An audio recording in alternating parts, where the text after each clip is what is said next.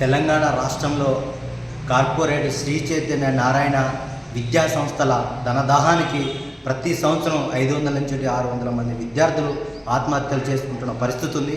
ర్యాంకుల పేరుతో విద్యార్థుల్ని రోజుకు 16 గంటల నుంచి 18 గంటల దాకా ఒత్తిళ్లు గురి చేస్తున్న స్థితిలో కనీసం క్లాస్ రూమ్లో గాలి విరుతులు లేని క్లాస్ రూమ్లలో వాళ్ళని హింసించడం మూలంగా ఈరోజు ఇటు ఈ బాధని తల్లిదండ్రులకు చెప్పుకోలేక ఇటు వాళ్ళు అనుభవించలేక ఆత్మహత్యలుగా మారుతున్నాయి.